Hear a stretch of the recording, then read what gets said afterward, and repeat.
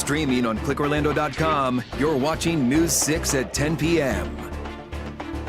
Right now on News 6, bundle up the kids and get ready for a couple of cool mornings. Meteorologist Jonathan Kegg is pinpointing how low it will go and how long it's sticking around. New at 10, drone deliveries to your house are a big step closer. Now, one city commission just cleared the way. And that's just one of several big decisions tonight. In another local county, teachers are getting a pay hike. How much starting salaries are going up? And the voters have spoken for the first time in nearly 2 decades. A crucial corner of Orlando will have someone new representing their wishes. But we start now at 10 tonight with a debate over a bar on wheels powered by pedaling. You cannot control who signs up for these pedal pubs. When you hear pedal pub, you think booze cruise. This isn't about bringing chaos. It's about bringing our businesses, helping our business survive. Are pedal pubs right for the narrow streets of New Smyrna Beach? City commissioners just took a vote. I'm Ginger Gadsden. Thank you so much for joining us. Yeah, glad you're with us tonight. I'm Matt Austin. That vote was no, unanimously no. You can find pedal pubs in Atlanta and other big cities and tourist destinations. Yeah, News 6's Troy Campbell watched the meeting and joins us now live from the newsroom. Troy, why not New Smyrna Beach? Yeah, well, Ginger and Matt, now those biggest concern were about traffic tie-ups. Now, the man who initially proposed the pedal pub bikes, he spoke to the commission saying he was small business focused and added it wouldn't cause a nuisance to the city. Ultimately, the commission voted to keep these types of pedal pubs off the streets for now. Vice Mayor McGurk? No. Commissioner Ashley? No. Mayor Cleveland? No. Thank you. The motion does not carry. The New Smyrna Beach City Commission voting down a proposed ordinance on Tuesday night, which would have allowed what the city called commercial megacycles. It all started when a local entrepreneur named Christopher Smith wanted to start a business called Rolling Cheers. When city staff gave their report, they recommended the commission vote it down, with a major concern being traffic and noise. I'm a small business owner. I am not financially backed. I am not part of a franchise nor chain. Some people say it's going to be noisy. We do have a small onboard stereo system, but it operates at respectable volumes, well below what you would hear from golf carts, boats, and outdoor patios. However, several people from the public spoke at the meeting against allowing these pedal pubs, also concerned by the type of crowd it will attract to New Smyrna Beach. My challenge is if we make an ordinance for you, it's an ordinance for everyone. Now, the commission also did voice concern how many other companies may come into town and open these similar types of companies, these pedal pub businesses. Now, again, the commission voted unanimously tonight to not allow those pedal pubs in the city. Live in the newsroom, Troy Campbell, News 6.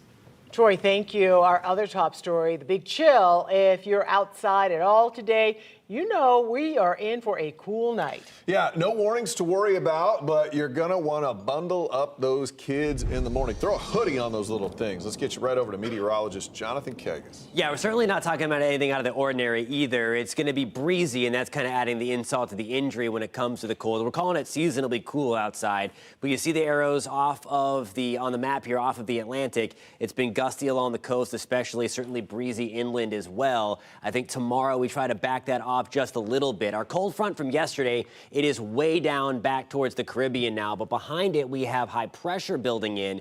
By tomorrow, that's going to help to start to clear us out a little bit, so I am expecting a little more sunshine to hang around in the afternoon, and I'm expecting the winds to back off a little bit. Right on the heels of that front, though, you see stretching back towards Omaha, slicing through parts of Nebraska. That is another cold front. That will arrive here Thursday to Friday to reinforce the chill. We're going to talk much more about that part of your forecast coming up at about 10:19, guys. Jonathan, thank you. Also new at 10 tonight in Volusia County, teachers are getting a pay raise. Just before 8 this evening, the school board unanimously passed a plan that's been in negotiations for months now. Under the new deal, teachers will start with a base salary of $50,000. There's also a 2% cost of living adjustment for staff.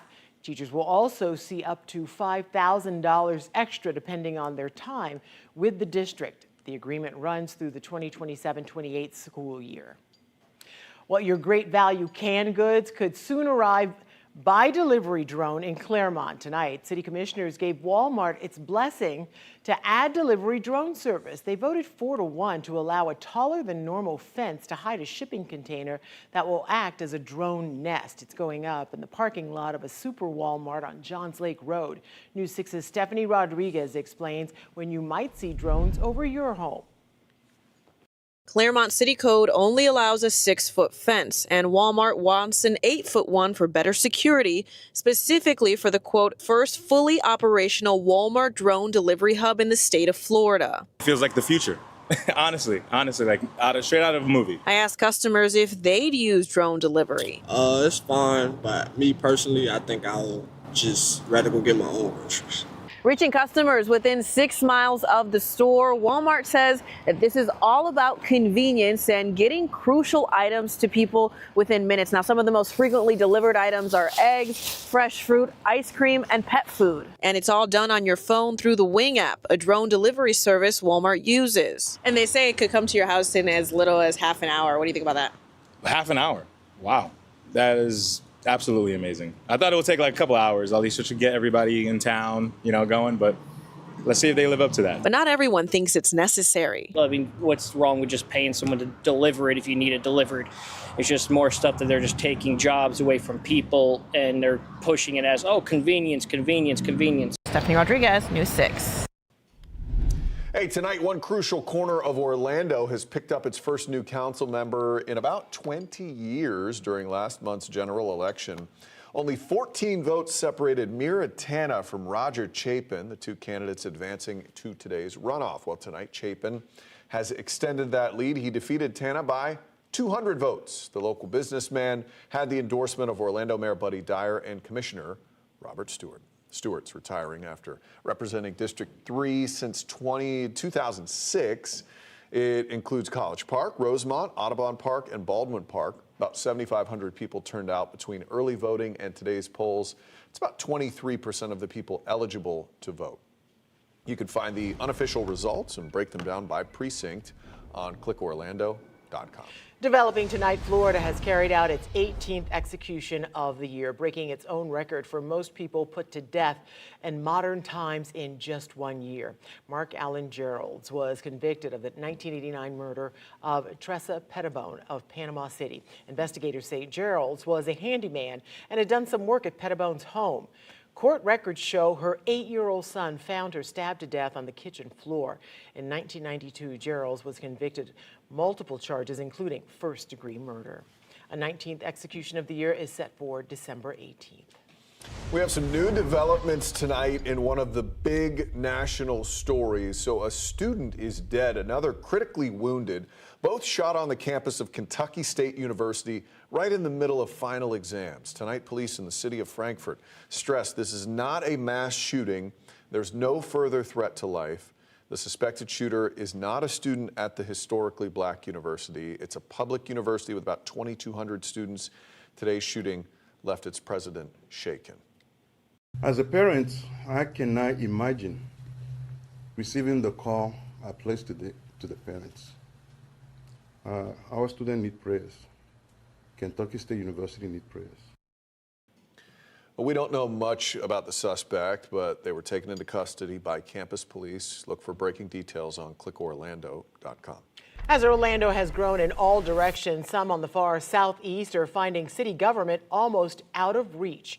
Just check out how far Lake Nona is from downtown Orlando. It's about 24 miles away when we zoom out here. News 6's Tylisa Hampton discovered there's a new plan that could help ease that burden.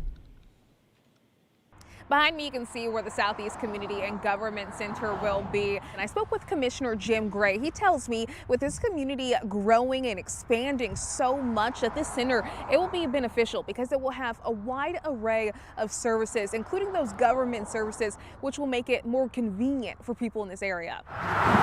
The southeast part of town has been the fastest growing part of the city. On Tuesday, Commissioner Jim Gray joined Mayor Dyer to highlight just how much the city has invested in supporting that growth. Because of the rapid expansion, the city broke ground last year on the Southeast Community and Government Center, located on Dowden Road, west of Narcoossee Road. The 15,000 square foot building is expected to be complete next year. But it's all about convenience and connecting our residents with the city. With some of the worst traffic congestion in Central Florida along Narcoossee Road, the city hopes the new center will relieve pressure on residents who currently have to travel upwards an hour downtown for government help. With some government services, which is simply permitting, inspections, code enforcement, things that so that folks don't need to always come all the way down to City Hall to do, they can get those there. Another ripple effect of fast-growing communities beyond traffic is the increased demand for safety resources, similar to what West Orange has experienced with new fire stations being planned in Horizon West.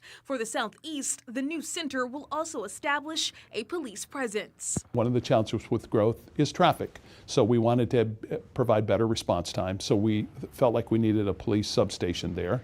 And this center is expected to be built sometime late of next year. Reporting for News 6, I'm Talisa Hampton.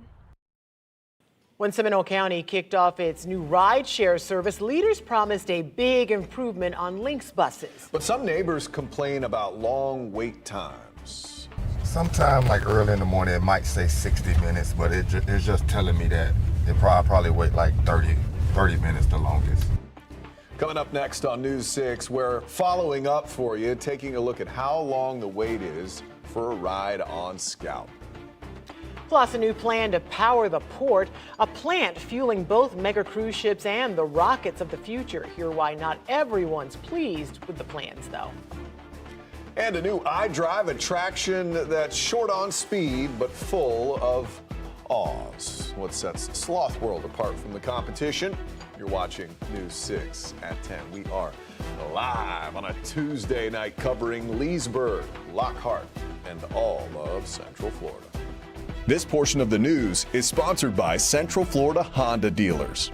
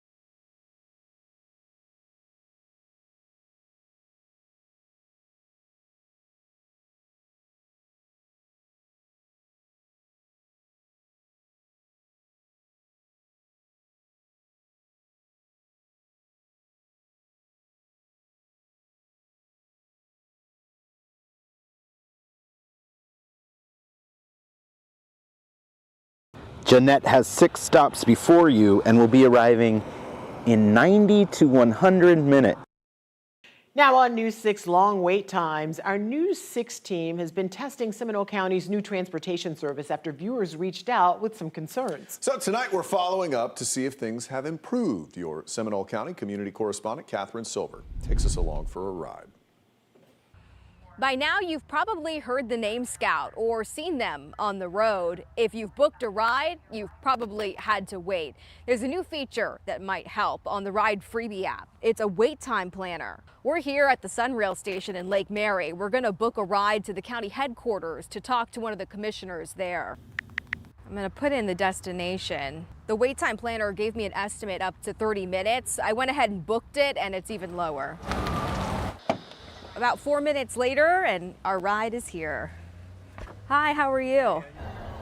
I noticed in the wait time planner, they share peak hours when you're likely to wait longer because more people are using Scout. They match up with the morning and evening commutes when more people are getting a ride to or from work or school.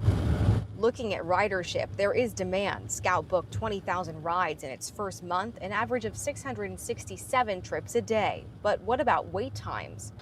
How are you? We met Timothy Hamilton on his way to work. How does the cost compare a bus ticket versus your Scout fare?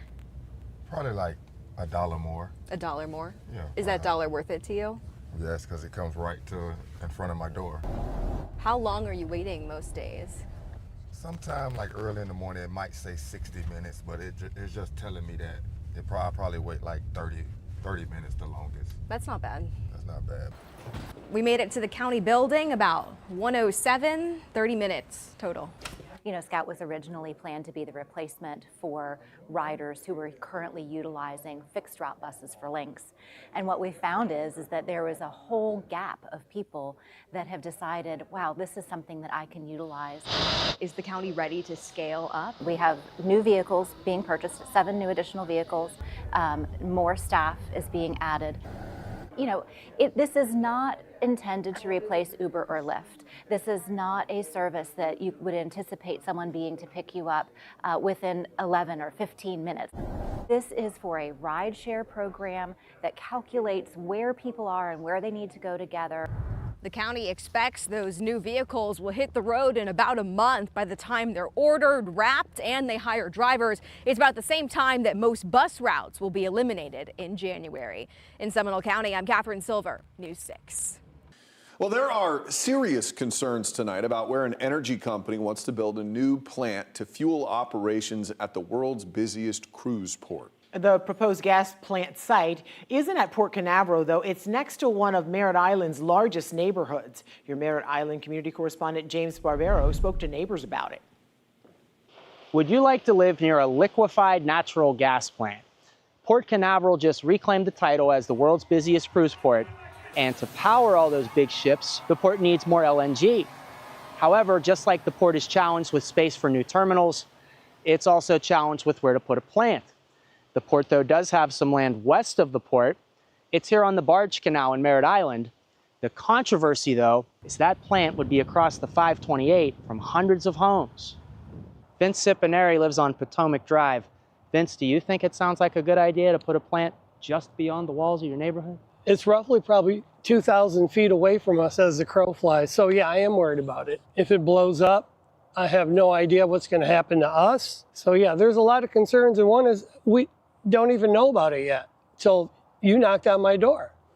Well, we're happy to inform you. Would you also have concerns maybe about property values in the neighborhood being near an industrial plant? You know, it's almost like having, I guess, a refinery right next to you. It might be a better place near the port, not really here in our backyard. And liftoff. The port says the plant could support the space industry, too. This Falcon 9 launching Tuesday doesn't use LNG, but the SpaceX Starship does. The Space Force says that rocket, which has about 16 times the thrust of a Falcon 9, could launch here for the first time in the next couple months. The port told me it would be premature to talk to me about the plant proposal before watching Wednesday's presentation during the commission meeting. I also reached out to the energy company, hoping to ask them questions about the community's concerns. We'll update you after Wednesday's meeting. The port told me there might be more than one proposed site for the plant. In Brevard County, I'm your Merritt Island community correspondent, James Sparvero, News 6. A new attraction is coming to iDrive, but don't expect high-speed thrills. Nope. Sloth World is a new animal experience opening early next year. These are some renderings of what it would look like. Very exciting, right? More than 40 sloths will live Slow there. down, Matt. They're going to have babies. Expected to be nice. born on site. Sloth World has no cages, enclosures, or glass barriers separating guests from the environment. Instead, you can step directly into the sloth's rainforest-style home. I don't think you can touch them, though. So keep that in mind. Sloth World is set to open in February on I Drive, a little north of Sand Lake Road. I think people will love it. The kids love sloths. They're I think adorable. they'll like it until they find out it's $49. Well, the kids will still love it. The parents will not. All right, meteorologist Jonathan Kegas joins us now. And Jonathan, it's a little breezy out there tonight. And it's a little damp, too. The humidity is still kind of up there, too, so it's kind of that damp cold. It makes it feel a little bit worse outside. Temperatures back to the upper 50s in Orlando. We're at 57 degrees in Oviedo, 48 already in Gainesville. You see way above the banner there, that's where it's really cold. Tallahassee right now is in the upper 30s. That chill is staying in that direction, but some of that will trickle down here. We're going to be waking up into the 40s and low 50s again. Pretty much the same ballpark as this morning. We still have the clouds out there. Every now and then there's a few breaks in those clouds, but for the most part, we're going to keep those again overnight. And you can just see the low-hanging clouds. There's one of the breaks right there. You can see the dark sky, but there's the clouds pretty much towering over downtown right now. It's a live look in downtown Orlando with our Light Orlando delivering Hope Skycam. You can stay up to date with the forecast by downloading that free News 6 weather app. Air temperatures at the airport at 58 degrees. The breeze out of the north at about 10 miles an hour tonight. So again, that's also adding a little bit of insult to injury.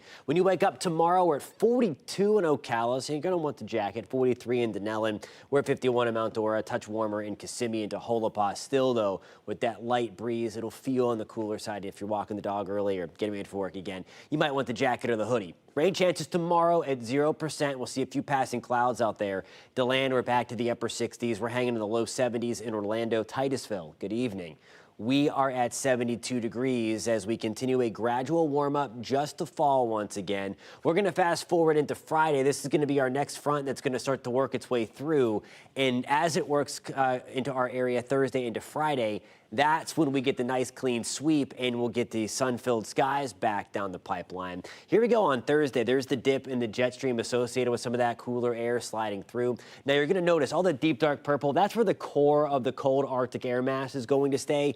And you're going to notice as we go into the weekend that it is going to pretty much cling to the northern tier of the country. What's kind of keeping all of at least the core of the cold. It's going to be chilly here at times, but nothing we can't handle. It's going to be just a couple of notches below where we should be.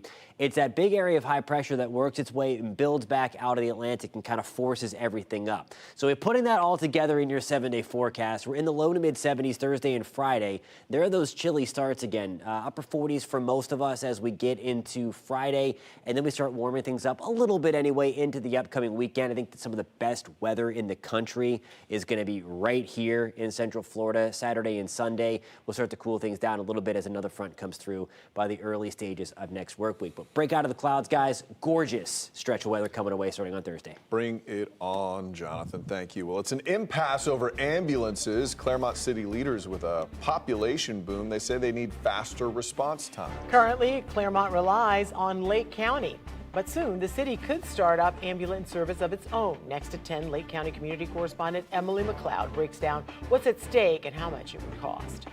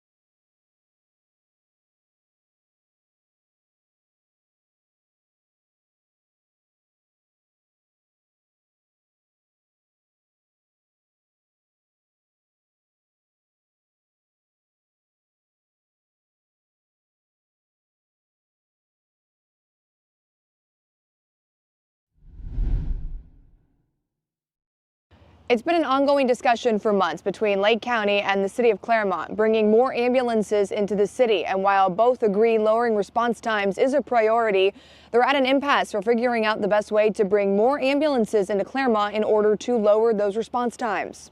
During an October Lake County Commission meeting, Claremont requested money from the county to allow the city to provide ambulance services next year to lower response times. While the commission understood the importance of lowering response times, the proposal was met with some pushback.